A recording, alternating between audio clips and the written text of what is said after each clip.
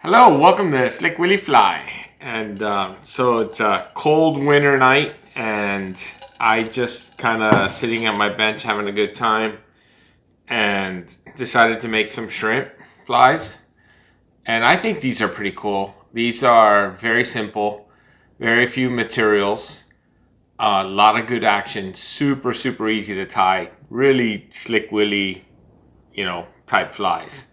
So let's tie one up and let's talk materials real quick.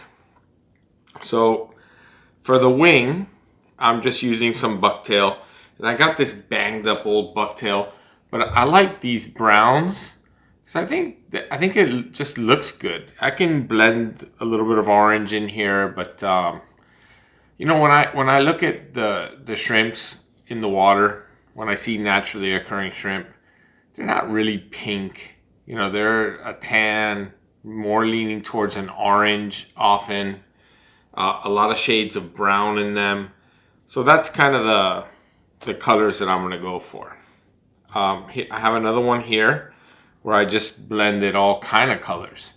I used a little bit more of an orange body, a little bit more of a fiery orange wing, just to blend. I mean, it's nothing wrong with this. This will get bites. It just, different fly for a different day. So for materials, what am I going to use? I'm going to use a size 8 streamer hook, wide gap, Mustad. And I already showed you the bucktail that I'm going to use for the wing. This thing is really banged up, but it's perfect for this kind of fly. I'm going to use medium Beadchain.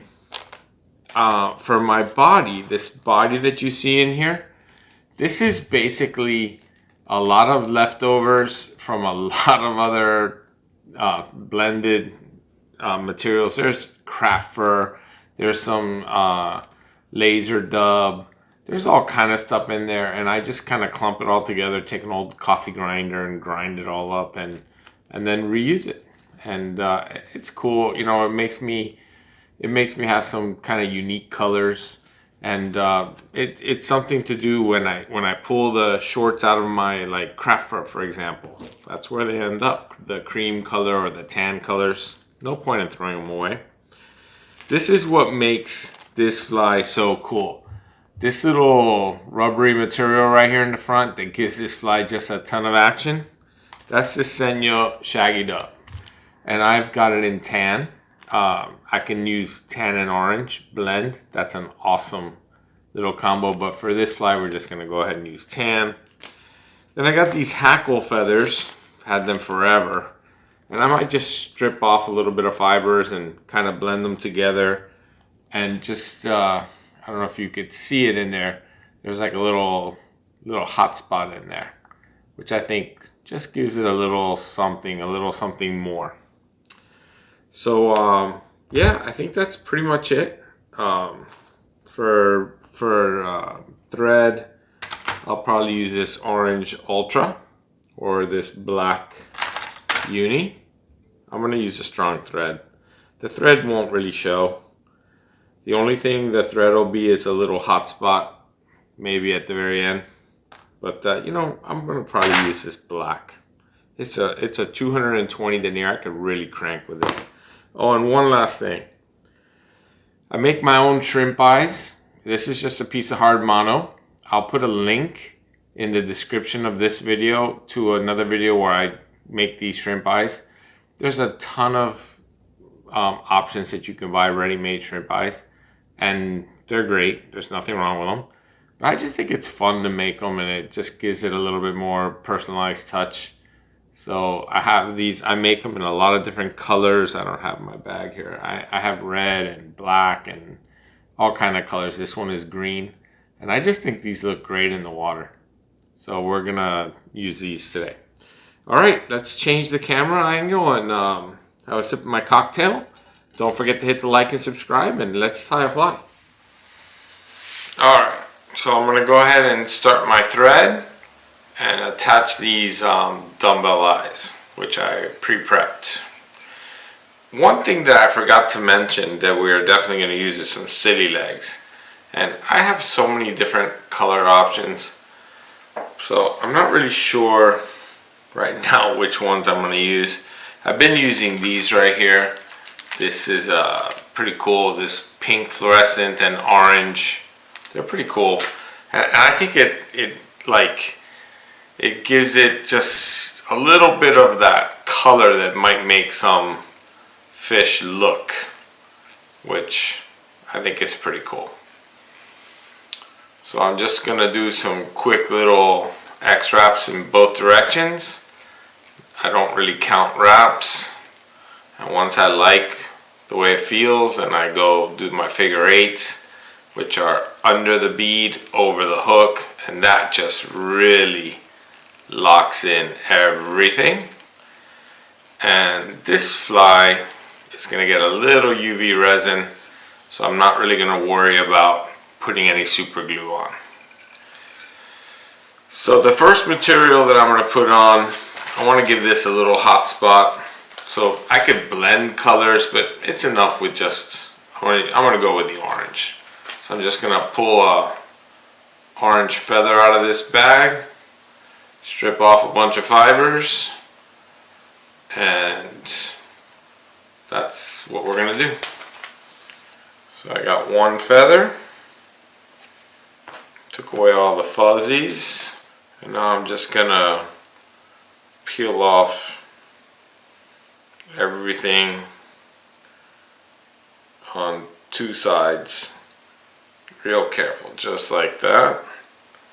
Now I'm going to nicely stack them as best I can. A couple of crazies there. I'm going to give this a little spin so it spins the way I want it.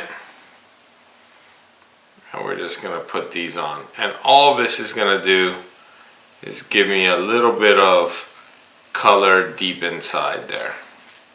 It's really all it's going to do. It's not even necessary. It's just something that I like. All right. So the next material is the shaggy dub, and I'm just going to grab a little tiny pinch. Again, not a lot. That amount right there is all I'm going to grab. I'm not going to try and be neat with this. I want this to be a ratty, shaggy, just like the name says. A lot of different lengths here. And all I'm going to do is put this on the thread as even as I can. And then I'm going to go ahead and attach it to my hook. One or two wraps, let it go, kind of work it around a little. Nice. Sometimes I don't think I pull out enough. I'm not sure if I pulled out enough on this one. I might take another little clump and work it more just on that side. It's easy to attach, so there's no reason not to put a little on there. And this stuff just has so much action. This is so cool. So I'm just gonna put it on the hook, and now just bring everything forward. And that, I think, looks a lot better. Nice. So now it's the time for the eyes. So to make my life a little simpler, I'm going to go ahead and trim the eye once I find the length that I like. And I'm going to use my wire cutters because this hard mono is really hard and will damage your scissors.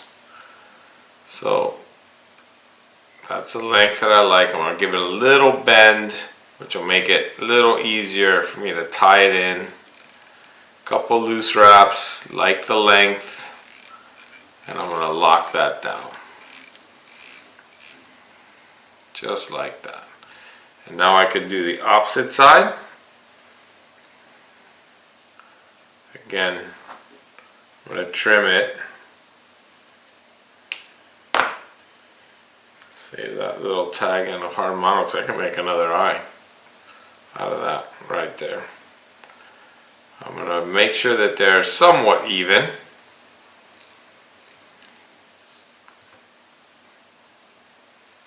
Did not like the way that turned out, so I'm backing off. We're going to do it again.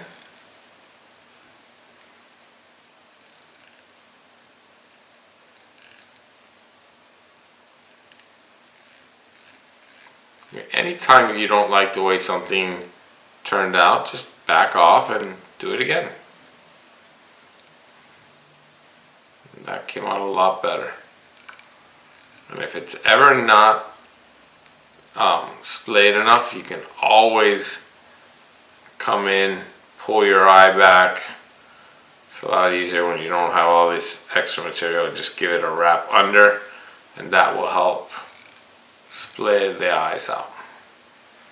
But that looks good. So now we're going to go to my homemade dub. I'm going to make a little dubbing loop actually. You don't have to. You can dub it like normal. But I kind of want this to be a little bit of a mess. Oh, I actually take it back. We have to put our silly legs on. Now it's time for silly legs. Which legs do we want? I have a lot of options. I think I'm going to use pearl silver just so that I have a little bit of variety in my flies. I don't like where all my flies come out exactly the same. So I need to separate 2 legs. Don't really need more than 2.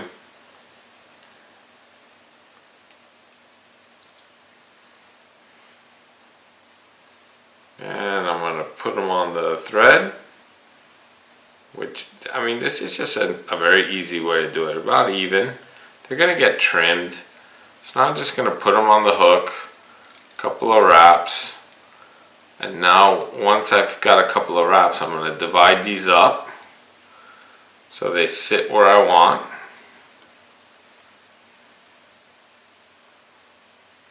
Just like that. And lock them in. And now I have them coming out of the side of the fly right where I want them. Just like that. Perfect. So now I'm going to make a dubbing loop.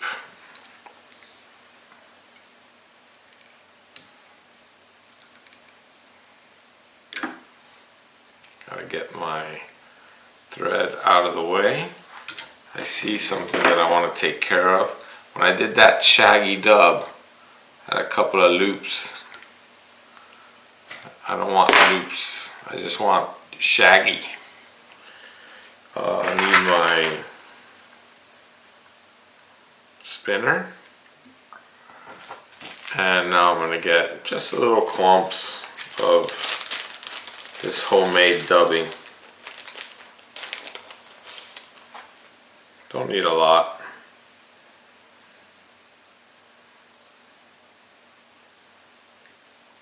I think it's pretty cool that, you know, it's just leftovers from a bunch of other flies that I've tied. So I'm just putting it on the inside the loop. I'm going to go ahead and spin this up. I'm going to take a brush out some, make it look a little bit more rough. And now, one of the big tricks here is, I don't know if that broke or if it just came undone. Oh, it broke. Okay, we're going to save it with a Hackle plier. Alright, what I was about to say is I want to get behind the legs. Or, I'm sorry, in front of the legs with the first wrap. It's kind of important for me to get in front of the legs with the first wrap. And now I'm going to go behind the legs. And I think you've heard me say before, Even if I wanted to use the rotary function, I wouldn't, because I have all these little rubber pieces to this fly. And I just think it would become a nightmare. And we made a pretty good save there. Can't believe this 220 denier broke. That never happens. I must have nicked my hook or something. That's really unusual. It's the whole point of this stuff. I can usually just crank super hard.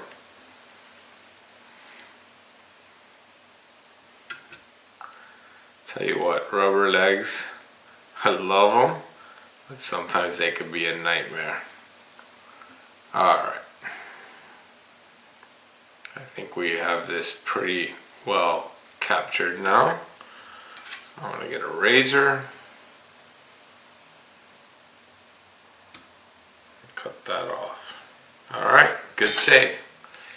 Good save. So at this point, I'm going to get that brush out again. Make sure that I get a little, dig out a little here. I want this to look nice. Like that. Give a little ruffiness to it. I think that came out great. So now I'm going to invert the fly for the last material, which is the wing. So we're going to go to that bucktail that I showed you, that banged up bucktail. And what I'm looking for is, I'm looking for some of this like light brown blended with a little bit of white. This is what I'm looking for, a little bit of blend, that naturally occurring blend. And here you basically can decide for yourself how sparse or how thick you want your wing. So I'm not going to go super thick, and I'm not going to go super long, and I'm certainly not going to stack. I am going to take out the shorts, and I am going to take out the crazy longs, and then with what's remaining, I'm going to just kind of look at it. I might actually get a little bit more. That might be a little too, you know, I mean, that's fine. You know, one other additional material that is absolutely fine to use, if you wanted to put on one strand of crystal flash, like the antenna on a shrimp, nothing wrong with that. That actually is a nice little feature. I just wanted to keep this particular fly simple, so I didn't add the crystal flash. Okay, so now I'm just going to present the bucktail, and I don't need to crank down super hard. I'm going to do a couple of loose wraps, and then I'm going to make sure that the eye is not covered. So a couple of loose wraps, I'm going to pull it forward just a hair, and now I do want to start cranking down on this.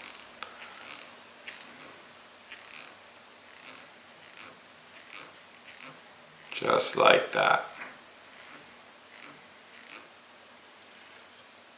And that came out perfect. That came out beautiful. So I'm going to take my fine point scissors. I'm going to trim this up a hair.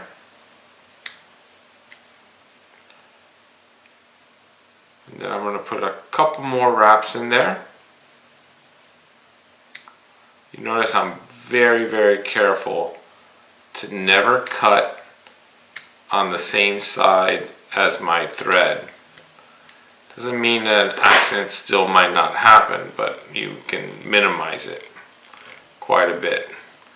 And you can see why using the orange thread might look good there. But I don't have a problem with the black. I think the black looks good too.